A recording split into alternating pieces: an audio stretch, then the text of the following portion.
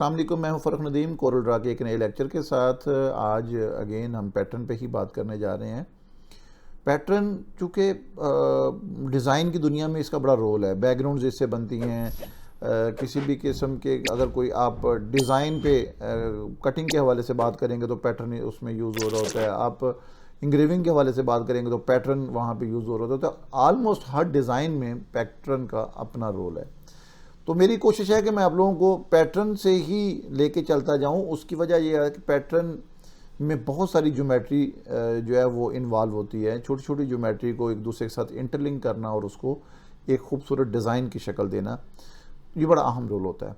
तो अभी मेरे सामने जो फाइल है, जो डिज़ाइन है, वो आप भी देख रहे हैं। ये बेसिकली एक हेक्सागोनल शेप के थ्रू हम बनाएंगे।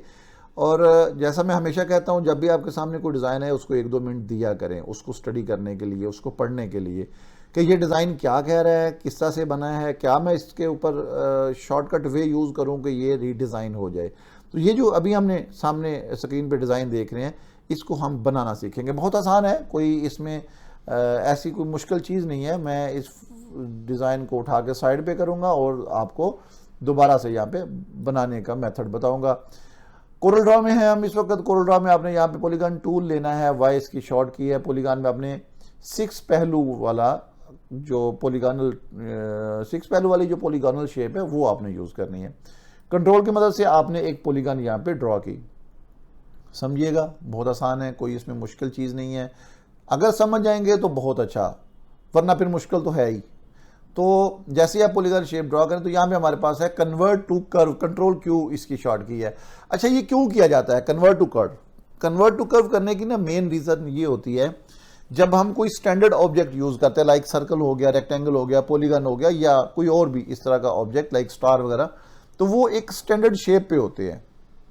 उसके ऊपर उसकी तमाम तर जो स्पेसिफिकेशंस हैं उसके अंदर इन्वॉल्व होती हैं। उसको हमें कन्वर्ट टू कर्व करना पड़ता है ताकि उसको एक नॉर्मल लाइन में कन्वर्ट किया जा सके। अच्छा, फ़र्क क्या है? वो फ़र्क देखिए, यहाँ पे देखिए मैं इसके पहलू जो है वो बढ़ा रहा हूँ तो वो बढ़ते जा रहे हैं, इधर से कम कर रहा हूँ तो कम होते जा रहे हैं। जैसे मैं इसे यहाँ पे इवन के 3 तक ले आया, तो मैं इसे वापस 6 पे लेके जाऊँगा और कन्वर्ट टू कर्व करूँगा। अब जैसे ही मैंने इसको कन्वर्ट टू कर्व किया तो अब ये देखें, इस पर कोई भी ऐसी कमांड अप्लाई नहीं होगी। क्यों? क्योंकि उसकी जो ये इस वक्त हमें इसलिए नज़र आ रहा है कि हमारे पास टूल ही वो सिलेक्ट है। जैसे ही मैंने यहाँ पे आऊँगा, दोबारा इसको सिलेक्ट करूँगा, तो देखिए अब इसमें स्टैंडर्ड लाइन की प्रॉपर्टीज़ आ गई हैं। अब इसमें कोई भी जो उसका अपना पॉलीगॉन का फीचर था अब वो नहीं है, क्योंकि हमने इसको कन्वर्ट टू कर्व कर दिया। अब ये कर्व होके नॉर्मल ज्योमेट्री में कन्वर्ट हो गया। आपने गौर करना है कि ये वाला जो हमारे पास पॉलीगॉनल टूल है, इसके आपको मुख्तलिफ जगह पे नोड्स नज़र आ रहे हैं। ये जितने भी आपको नोड्स नज़र आ रहे हैं, ये समझ लें कि इनके सेगमेंट हुए हुए हैं इक्वल। आपने यहाँ पे क्या करना है, इस ऑब्जेक्ट के इस नोड को मैंने पकड़ा और इस नोड के ऊपर लाके राइट क्लिक करके डुप्लीकेट किया और छोड़ दिया। ये देख रहे हैं? अच्छा, इसमें ना काफ़ी सारे टूल्स होते हैं। आपने कभी भी इस चीज़ पे परेशान नहीं होना। हमारे पास टूल्स कैसे होते हैं, लाइक मैं इसके इस सेंटर पॉइंट को उठा के इस सेंटर पॉइंट पे रखता हूँ और इसको मैं कहता हूँ कि भाई इसको रोटेट करे कॉपी के साथ और फिर रिपीट कर दे, तो ये देखें ये चीज़ बन गई। अब ये आप अगर इसकी ये वाली शेप देखें तो उसके साथ मैच हो रही है। तो हमें क्या करना होगा, इन 2 ऑब्जेक्ट्स को आपस में ट्रिम करना है। ये देखिए, ये हमारे पास ट्रिम की कमांड मौजूद है। इसी तरह से मैंने इस ऑब्जेक्ट के साथ इस ऑब्जेक्ट को ट्रिम करवाया तो ये मेरे पास ट्रिम की कमांड मौजूद है। इसी तरह से मैंने इस ऑब्जेक्ट के साथ इस ऑब्जेक्ट को ट्रिम करवाया तो ये ट्रिम की कमांड के साथ वो भी ट्रिम हो गया। अब मैं इन ऑब्जेक्ट्स को यहाँ से रिमूव कर देता हूँ। ये देखें, तो ये वाली उसकी इंटरनल शेप मेरे पास बन गई। आप देखें, इस तरह की हमारे पास इंटरलॉकिंग की जो टाइल्स होती हैं, फ्लोरिंग के लिए इस्तेमाल होती हैं, वो भी बनी होती हैं। तो ये जो मैंने आपको ज्योमेट्री बताई है, ये बेहतरीन ज्योमेट्री है इसकी इंटरलॉकिंग के लिए। आप अंदाजे के साथ जितनी मर्जी लाइनें करें तो वो कहीं ना कहीं मिसमैच जरूर होंगी, वो प्रॉब्लम क्रिएट होगी ही होगी, ये कंफर्म बात है। तो अभी हमने क्या किया कि हमने उसके उसी शेप को उठा के यहाँ पे रखा और उसको इंटरसेक्शन के थ्रू ट्रिम कर लिया हमने एक कंपोनेंट को दूसरे कंपोनेंट के साथ। इसके बाद हम क्या करने जा रहे हैं, मैं थोड़ा सा इसके करीब करूंगा ताकि आपको डिज़ाइन की समझ भी आती रहे। आपने यहाँ पे 2 पॉइंट लाइन ली, इस एज से मैंने उठा के लाइन यहाँ पे रख दी, इस एज से लाइन मैंने यहाँ पे रख दी। ये सिर्फ आपको समझाने के लिए, ज़रूरत नहीं पड़ेगी हमें इंशाल्लाह इनकी। ये मैंने रख दी। अब आप गौर करें तो हमारे पास ये एक एरिया जिसमें हमने मल्टी लाइंस इक्वल लगानी है। तो मैं इस लाइन को यहाँ से, एक तो मैं यहाँ से पकड़ के भी इसको इस तक ला सकता हूँ, या फिर मैं यहाँ पे जो हमने वर्चुअल टूल जो उसका यूज़ किया था, virtual segment delete tool use किया था, वो भी हम यहाँ पे यूज़ कर सकते हैं। देखिए मैं इसको यहाँ पे यूज़ करता हूँ, ये लाइन भी मैंने उड़ा दी और ये लाइन भी उड़ा दी। तो इस तरह से मेरे पास कौन सी लाइन बची, एक ये लाइन, एक ये लाइन, और ये तो ऑलरेडी पूरे का पूरा ऑब्जेक्ट मौजूद है। अच्छा, अब मैं इस ऑब्जेक्ट को राइट क्लिक करके लॉक करता हूँ ताकि वो सिलेक्शन में ना आए। मैंने ये हमारे पास मौजूद है बेजियर टूल, मैंने बेजियर टूल की मदद से ये पॉइंट लगाया, एक ये पॉइंट लगाया और एक ये पॉइंट लगाया। तो इस तरह से अब देखिए हमारे पास एक और ये लाइन भी ड्रॉ हो गई। क्या हुआ हमारे पास, एक ये लाइन, एक ये लाइन। इन दो लाइंस को मैं सिलेक्ट करके यहाँ पे करूँगा कंबाइन, ताकि ये एक सेगमेंट एक ऑब्जेक्ट में कन्वर्ट हो जाए। कंट्रोल एल इसकी शॉर्ट की है। ये मैंने जैसे इसे कंबाइन किया, एक और काम भी यहाँ पे करें, इनको आपस में ज्वाइन भी करें। शेप टूल यूज़ करें और इन दोनों एजेस को आपस में इकट्ठा इस तरह से सेलेक्ट करें और ज्वाइन टू नोड्स। तो ये इस तरह से ये ज्वाइन होगी। इसकी रीज़न क्या है वो मैं बाद में आपको शेयर कर दूंगा। अब हमारे पास एक ये लाइन है और एक ये लाइन है, और मैं चाह रहा हूं कि इनके दरमियान में 2 या 3 या 4 जितनी भी लाइंस आप ऐड करना चाहते हैं वो इक्वल डिस्टेंस पे सेम शेप पे ड्रॉ हो जाएं। यहाँ पे देखिए हमारे पास टूल मौजूद है ब्लेंड टूल। आपने ब्लेंड टूल को यूज़ करना है और एक लाइन को सिलेक्ट करके दूसरी लाइन पे डाल देना है। ये देखें मैंने ये किया। तो उन्होंने क्या किया, इस लाइन को इसके साथ ब्लेंड किया। आप यहाँ से इसकी क्वांटिटी को कम ज़्यादा कर सकते हैं। ये देखें मैं यहाँ पे उसको क्लिक करते हुए क्वांटिटी उसकी मेंटेन कर रहा हूँ। अब आपकी मर्जी है दरमियान में 2 लाइनें रखें, आपकी मर्जी है दरमियान में 3 लाइनें रखें।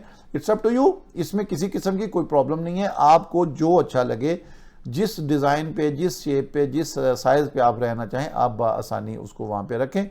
मैंने अभी देखे उसको 3 कंपोनेंट उसमें ऐड किए, 1, 2 और 3। 2 मास्टर थे, 3 उसमें मजीद ऐड हो गए, तो टोटल ये 5 हो गए। अब देखिए मैं अगर इसको डिलीट करूंगा, जो हमने रखा हुआ था सेगमेंट पहले, तो ये सारा डिलीट कर देगा। तो हमें क्या करना होगा, मैंने अब इनको अलग-अलग करना है। अलग-अलग करने के लिए आपने ये जो अभी हमने ब्लेंड के थ्रू कुछ लाइंस क्रिएट की, आपने इनको यहाँ पे ऑब्जेक्ट में आके ब्रेक ब्लेंड ग्रुप अपार्ट, यानी ये जो ब्लेंड ग्रुप बना हुआ था हमने इसको ब्रेक कर दिया। अब देखिए ये 3 जो बाद में ऐड हुई ये अलग से हो गई, ये जो पहली थी वो भी अलग हो गई, ये जो उससे पहली थी ये भी अलग हो गई। ये हम डिलीट कर दें क्योंकि ऑलरेडी नीचे लाइन मौजूद है। इस लाइन को अभी मैं यूज़ करूंगा क्योंकि अगर मैं इसको डिलीट करूंगा तो इसके नीचे हमने उसी लाइन को यूज़ किया था, इस वजह से इसको डिलीट करने की ज़रूरत नहीं है। तो हमारे पास ये देखें, मैं शिफ्ट के साथ इसको भी सेलेक्ट करता हूँ, तो मैं इन्हें ग्रुप करता हूँ। ये मैंने ग्रुप कर दिया। इसी तरह से अब आप इनको यहाँ से ये उसका सेंटर पॉइंट डबल क्लिक करके मूव करवा के इस जगह पे लेके आ रहे हैं और इसको ये रोटेट करें कॉपी के साथ एंड रिपीट किया, तो इस तरह से ये हमारे पास डिज़ाइन जो है रिपीट हो गया। मैं इस डिज़ाइन को अगर यहाँ पे थिकनेस देना चाहता हूँ तो इसके ऊपर मैंने डबल क्लिक किया और यहाँ पे इसको 0.05 मैंने थिकनेस दे दी। अच्छा, आप देख सकते हैं इनको मैंने वो थिकनेस नहीं दी। रिपीट कर दे कंट्रोल आर, तो ये रिपीट हो गई थिकनेस यहाँ पे।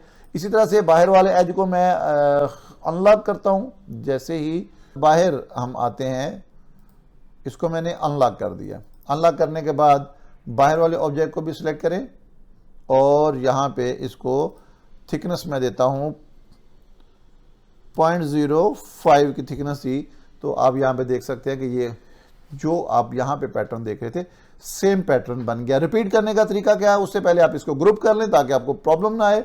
ये मैंने यहाँ से इसे पकड़ा और इस पॉइंट को उठा के इस नोड पॉइंट पे ला के रखा और राइट क्लिक कर दें। आप देख सकते हैं and control R for repeat. जितने मर्जी आप इसके सेगमेंट आप क्रिएट कर सकते हैं। ऐसे ही मैंने अगेन इसको यहाँ से सिलेक्ट किया और किसी भी एक पॉइंट से आप रेफरेंस के तौर पे इसे पकड़े और यहाँ पे उसके मुताबिक रेफरेंस पे ले आए। ये मैंने राइट क्लिक करके डुप्लीकेट किया और इसको भी रिपीट कर दें। जो जितना भी आप बड़ा सेटअप बनाना चाहें, जितना बड़ा रिपीट करके उस डिज़ाइन को बनाना चाहें बना सकते हैं। देखें, इस सारे को मैंने ग्रुप किया, यहाँ पे क्लियर एरिया में लेके आता हूँ, जूम करता हूँ, तो ये आपके सामने उस लाइन से पैटर्न रिपीट हो गया। आप इसको जैसे भी आप ऐसे रखना चाहते हैं तो रोटेट कर लें, तो ये देखिए सीधा हो गया।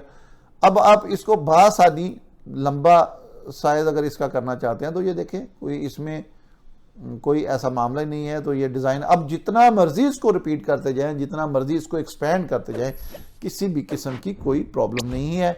बाकी इसकी लाइन की थिकनेस को आप कन्वर्ट टू ऑब्जेक्ट करें, आप इसकी लाइन की थिकनेस को कलर करें, फिल कर लें, कंबाइन कर लें, जो भी आप करना चाहें आप इसको आसानी कर सकते हैं। मैं उम्मीद करता हूँ कि आज के हमारे इस लाइन पैटर्न की आपको समझ आई होगी। इसमें होपफुली इंशाल्लाह आपको किसी किस्म की कोई प्रॉब्लम नहीं आएगी। आप इसकी मदद से बआसानी अपने डिज़ाइन को कंटिन्यू कर सकेंगे। हमेशा की तरह एक ही रिक्वेस्ट आप लोगों से अपनी दुआओं में याद रखिएगा, और ये जो ट्रेनिंग का सिलसिला हमने शुरू किया हुआ है, इसको अपने दोस्त अहबाब के साथ शेयर भी किया करें ताकि नए लोग भी इससे फ़ायदा उठा सकें। और चैनल को सब्सक्राइब करें, क्योंकि इन दिनों हमारी वीडियोस बड़ी तेज़ी से आप लोगों के लिए इंशाल्लाह आ रही हैं। इसको प्रॉपर जो है वो ट्रेनिंग पर्पज़ के लिए हमने लॉन्च कर दिया हुआ है। जज़ाकल्लाह, अस्सलाम वालेकुम।